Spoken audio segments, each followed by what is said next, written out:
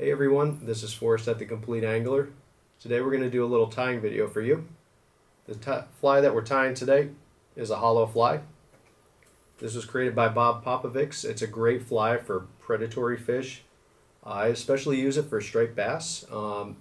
It's going to be the same platform throughout, whether you have a larger 9-inch version, or your 6-inch version, down all the way to a 4-inch. I use a variety of sizes. I definitely like using it for a larger bait fish profile.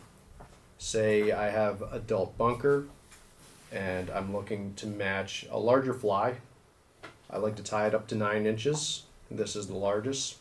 So we'll go over the materials that we need. Pretty basic with the materials. We're going to need some flat wing saddle for the tail. We're going to need some high quality bucktail. This is very important. We need a lot of length to our bucktail. Density of fibers, but we don't want to overdo it with this. We want to keep it nice and sparse. It's going to be easy to cast, especially with an 8 through 10 weight. And last but not least, we have some eyes and peacock curl. Peacock curl just adds a little bit of dimension on the top, color transition to a darker back on that bait fish. So hope you guys enjoy. We'll get started.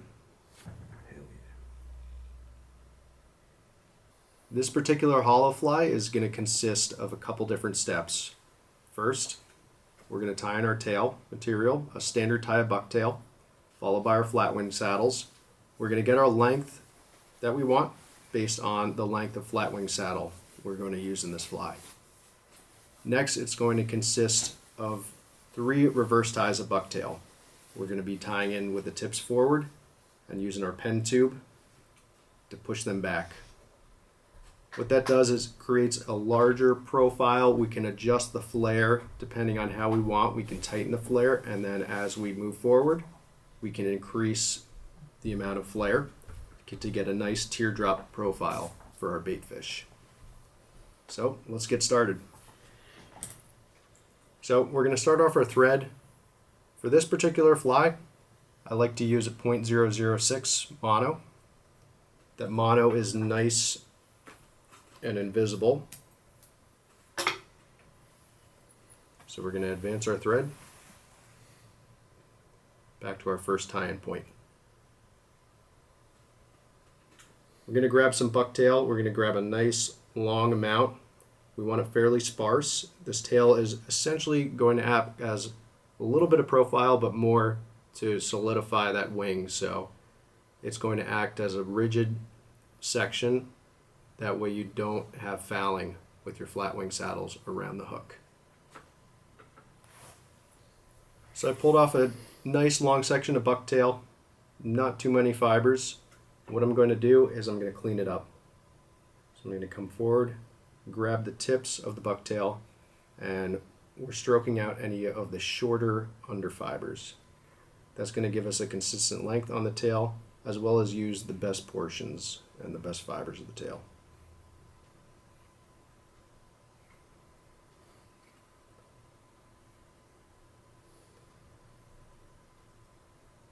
So you can see we end up with a nice sparse amount.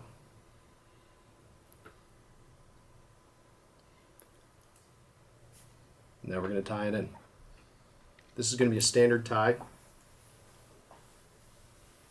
I'm going to do 2 loose wraps, 2 to 3.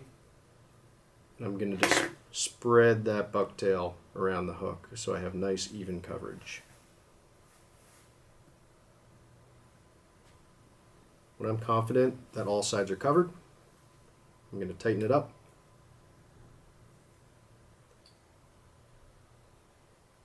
Couple tight wraps to lock in our bucktail, and we're good. Now we can go to the flat wing saddle. I'm going to trim up our butt ends.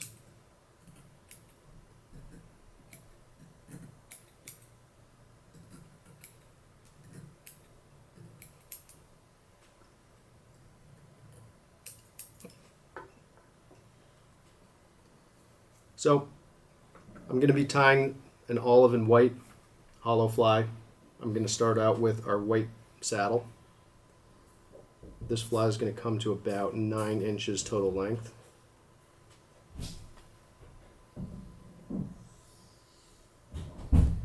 I'm going to start my white on my side, followed by one on this side.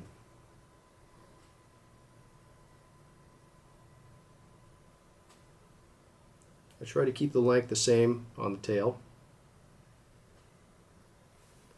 on each of our flat wings.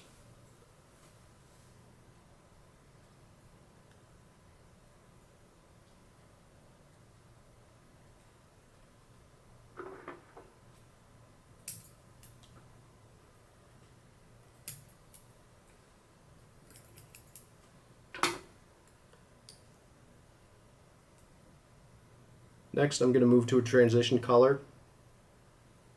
This is a cream colored flat wing. I'm going to do the same thing. I'm going to tie one feather on each side, keeping the same length.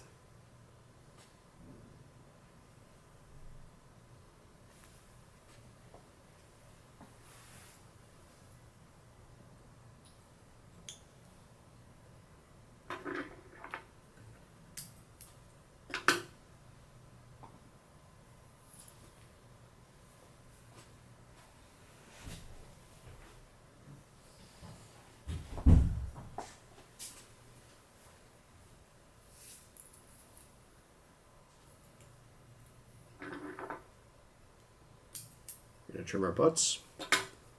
Last but not least, it's going to be the olive. I'm going to tie that slightly on top of the cream and white to try to give it a nice transition color on the top of the fly.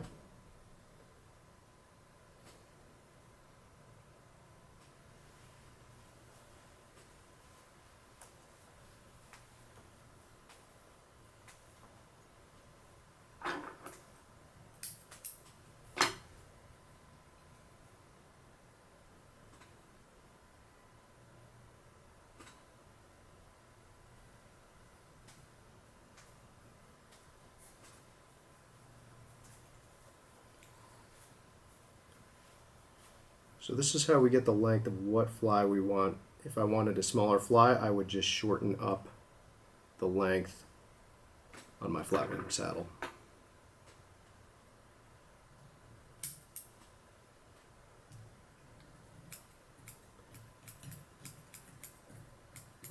going to trim it up a bit, make sure everything's cinched down. And for a little extra security, I'm going to use some super glue.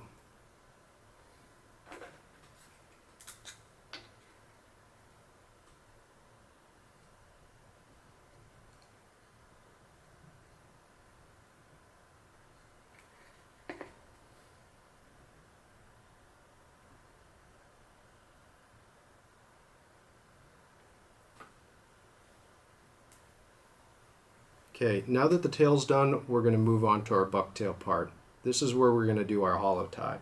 So I'll go through the steps that we need to show you how to get that correct flare and taper to our fly, as well as the reverse tying process.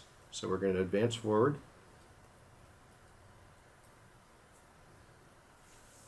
About to 1/3 of the way up our shank.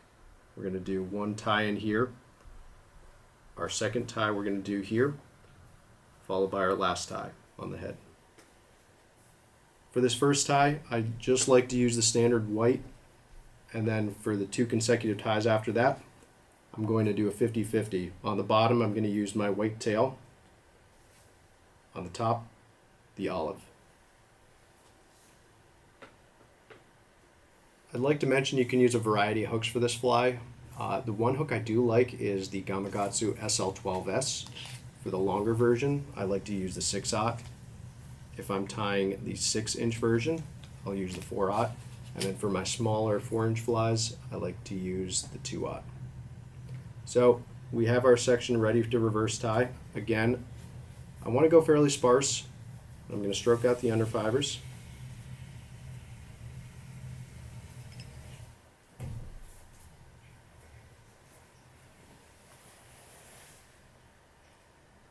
If we add too much material, it's actually going to kill the motion of this fly. and it's going to be a little bit tougher to cast.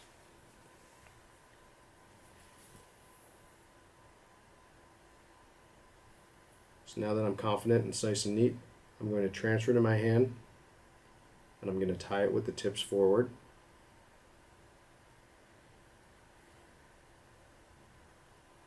So I'm going to start and grab it by the butt ends and do 2 loose wraps. Once I do my gathering wraps and I feel like I have a good control of the material, I'm going to transfer it. And I'm going to start to use my thumb and my forefinger and really spread it around the hook to get nice even coverage.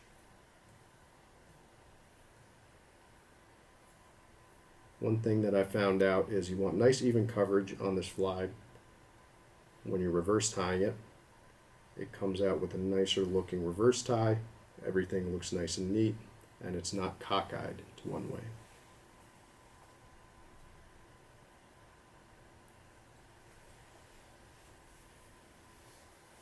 I'm going to tighten everything up, and you can see the bucktail is starting to flare. I'll do 2 more tight wraps on it to make sure I have everything cinched down. And this is where you can trim your butt ends, kind of neaten everything up.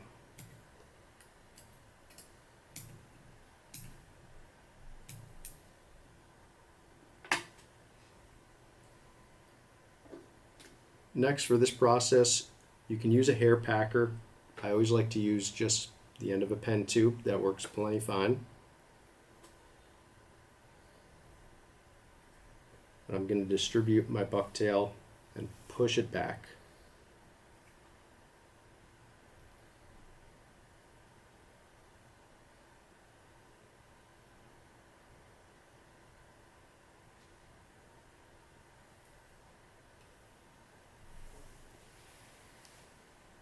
Once I'm confident that that looks good, I'm going to hold the bucktail down, and I'm going to advance my thread in front of the tie-in point in our bucktail. It's important that I come straight through the fibers instead of at an angle, because this can also cockeye your bucktail and it's not going to come out as nice. So I'm going to go straight forward, and I'm going to advance the thread in front of my bucktail. So during this process right now, what we're going to be doing is building a thread dam right here. That thread dam is going to either tighten up or loosen the amount of flare that we want. For this first tie-in point, I'm going to keep it fairly tighter together. So I'm going to give it a nice thread dam. What we want to do is build up that thread, and we don't want to jump onto the bucktail immediately. We're going to build a nice ramp, and that's going to make it easier to work with.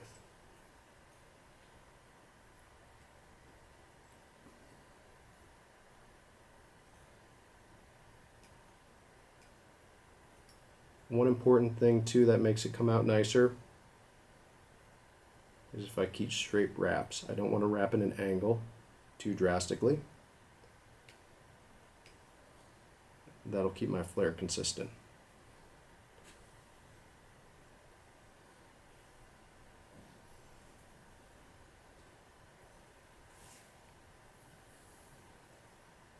So I like how that looks so far. If you needed to increase the amount of flare, you could always unwrap some of the thread dam, and that will spread the hair further out.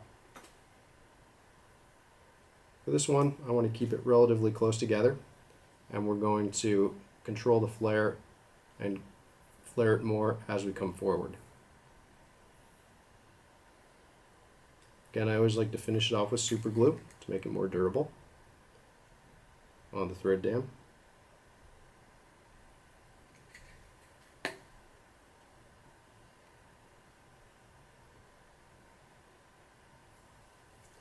Next, we're ready to advance to our next tie-in point.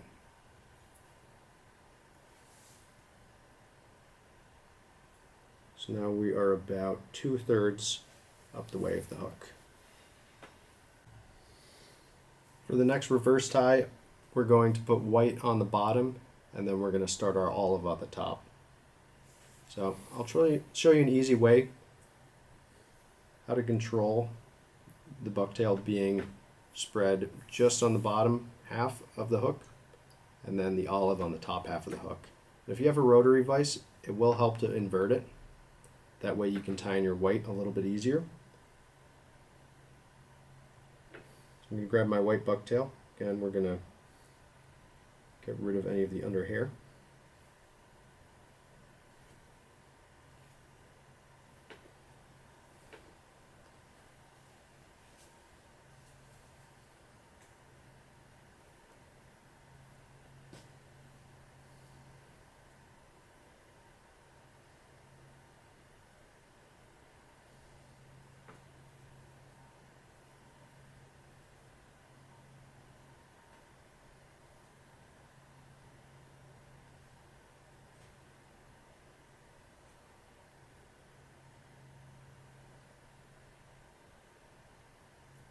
And like the other hollow tie we did before, we're going to reverse it and tie it in tips forward.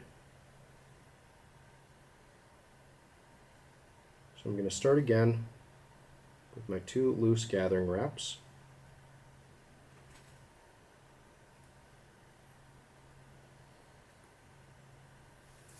And right away I'm going to transfer hands. I'm going to apply a little bit of tension. Not too much to where it flares, but just so I can gather the material. Next I'm going to invert my hook. I'm going to spread it around on each side. I like to keep my thumb on top and avoid any errant fibers spinning around the hook to the top portion where we're going to be tying in our olive tail. And I want nice even coverage just on the underside of the hook.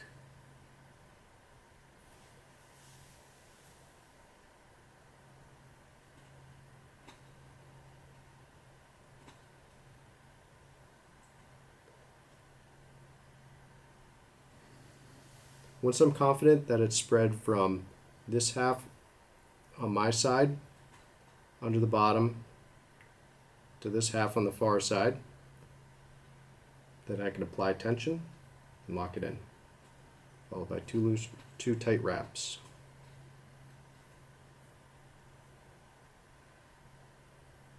As you can see, we don't have any errant fibers that are straight to the top of the hook where I'm going to tie in my olive tail.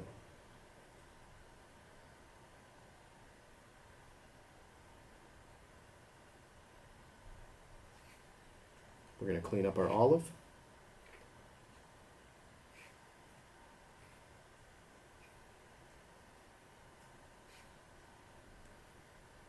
And do the same process, tying tips forward.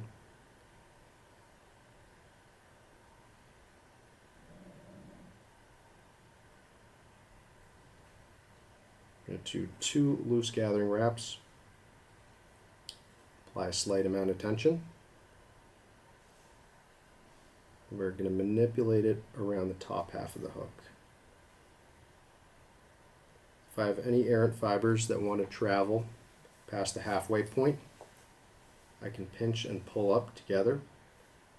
That'll condense the fibers on the top. Once I'm confident I have even coverage on the top half of the hook, I'm going to apply a little more tension, followed by 2 more tight wraps. Now I'm ready to reverse my bucktail. I'm going to trim off the butt ends.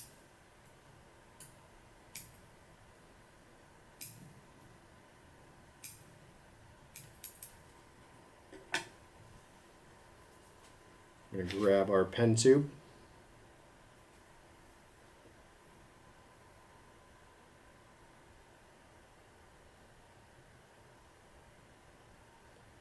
Push the fibers back.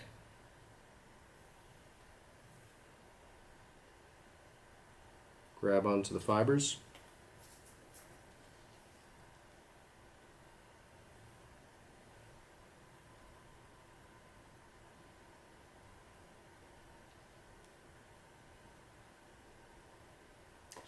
And again, we're going to come straight towards the eye of the hook to advance our thread and wrap in front. So for this next reverse tie, we're going to create our thread dam. but we're going to have a little bit more flare than the previous tie. And you want to build up that ramp of thread.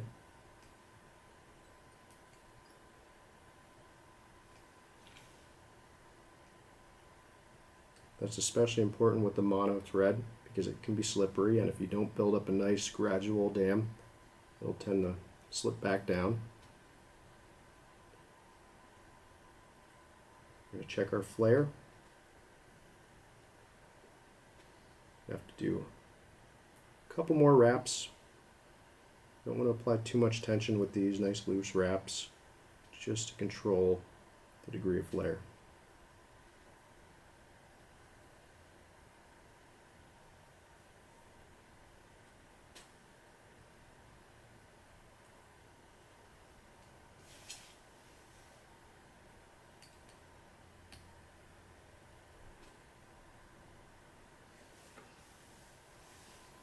So I'm liking the amount of flare it has right now. Don't worry about it being too perfect yet.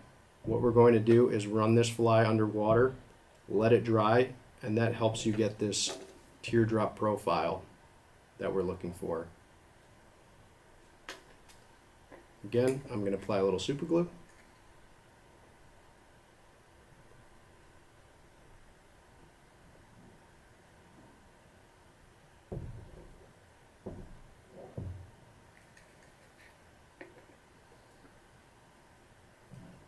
We're going to advance our thread.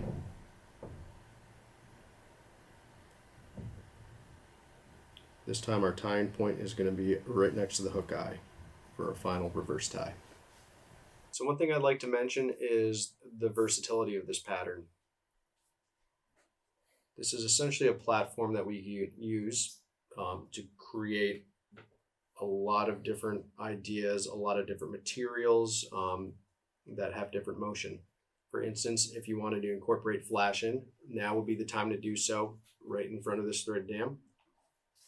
We could tie flash in right here. Similarly, we could use ostrich, which would have a lot more motion. You can get as creative with this fly as you want.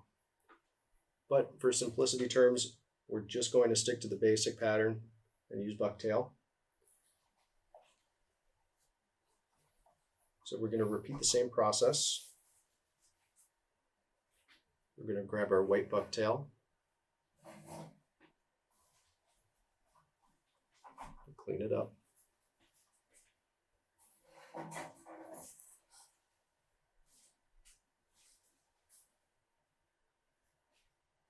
And we're going to be distributing this bucktail around the underside.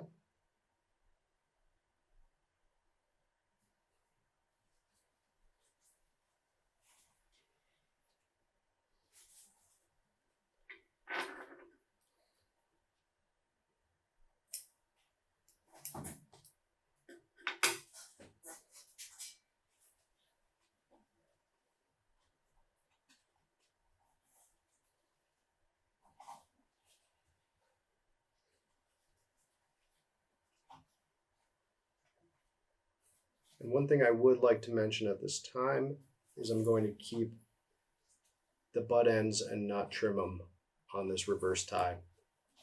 I like keeping the butt ends because it adds a little bit more density in the head, which creates more water push and more disturbance without getting excessively bulky with our materials.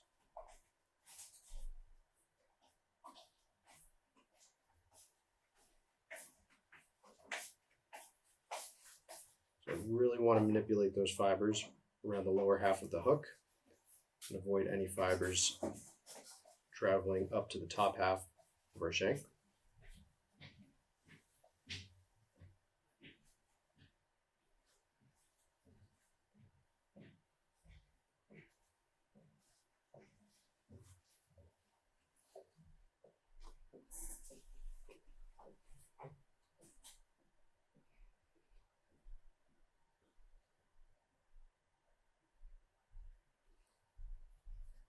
And we're going to repeat the same step with our olive.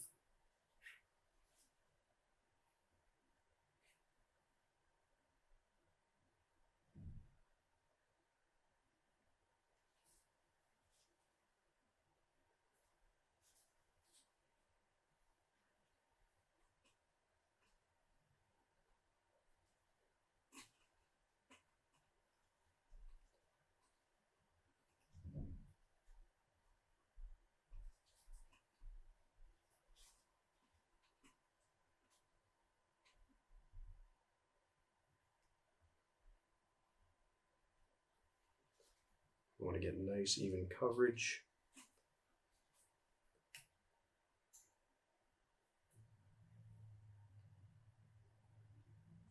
Feeling pretty confident in that, so we can start our reversing process. A couple tight gathering wraps to cinch everything down, and we're going to go ahead and reverse the bucktail.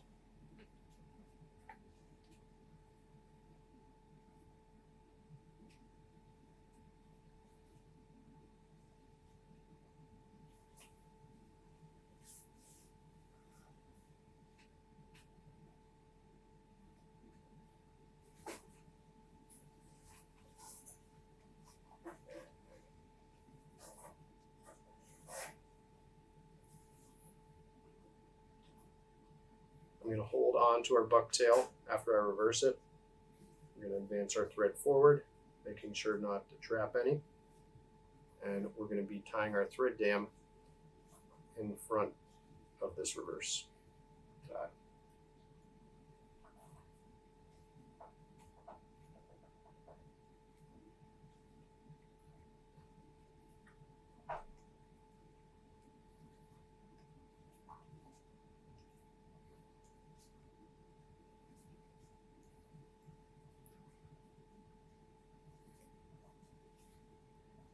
Again, we're working our way back and forth up to the bucktail, back down to create a nice gradual ramp.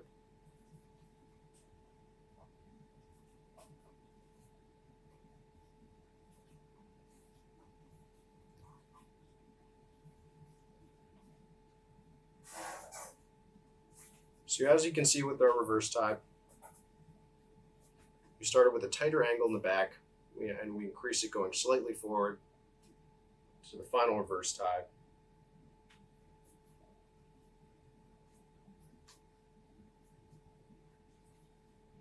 The next step that we have to do is run it under some water. What that's going to do is it's going to slim it down a little bit. It's going to create that teardrop profile once it dries. So in my end, I have about 10 fibers of strung peacock herl. This is the longer stuff. It's about 8 to 10 inches in length. And this is definitely necessary when you're tying some larger versions of this fly.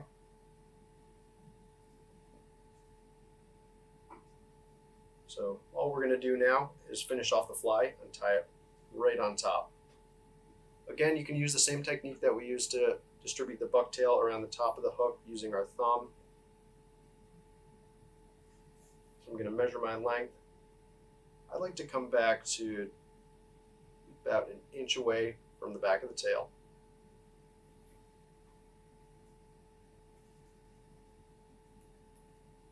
Again, I'm going to use a couple loose wraps. Use my thumb to distribute my peacock herl around the top half of the hook. I'm just trying to create a nice color transition with a darker back that a lot of bait fish have. Once I'm confident in that coverage, I'm going to advance the thread up my thread dam to secure it off and cut away the butt ends.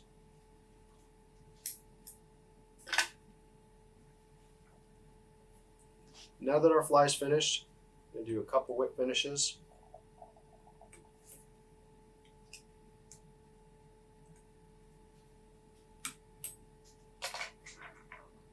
Like before, I'm going to use a little bit of super glue.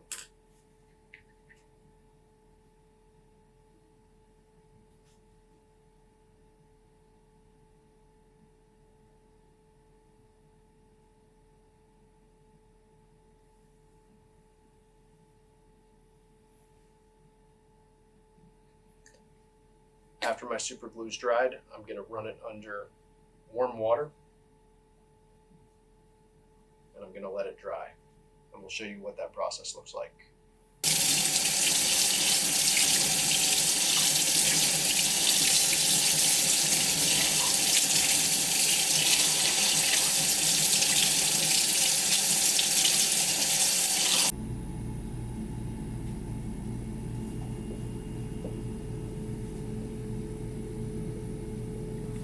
So we had our fly drying in the vise, and as you can see, we have a nice wide teardrop profile that we're after. Now we're ready for the next and last step, which is adding on our eyes. I like to use the 3D big fish eyes in 10mm or 3/8 in silver, and to adhere that, I like to use some Zap Goo.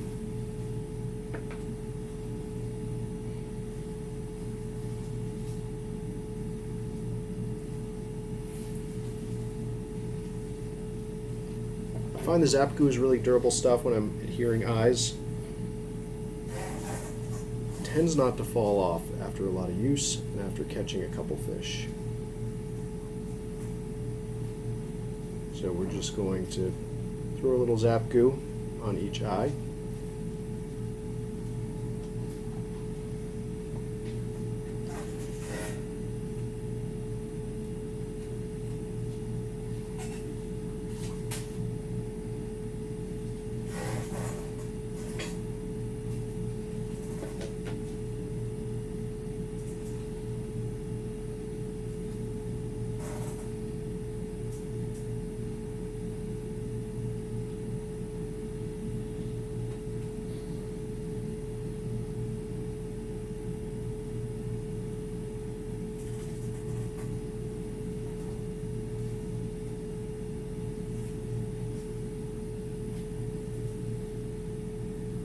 When I'm adhering the eyes on, I try not to press them too hard to flatten up our profile. I still want a cylindrical shape.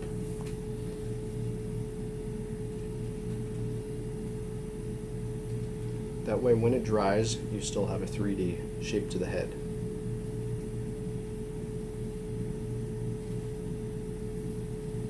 So we're going to let this sit for a couple hours. We'll let it cure up and it's ready to fish. Thank you so much for watching. We hope that helped you tackle this fly. If you have any questions, check out our online store at CompleteAnglerOnline.com or give us a call. We'll be happy to help you out, and happy fishing.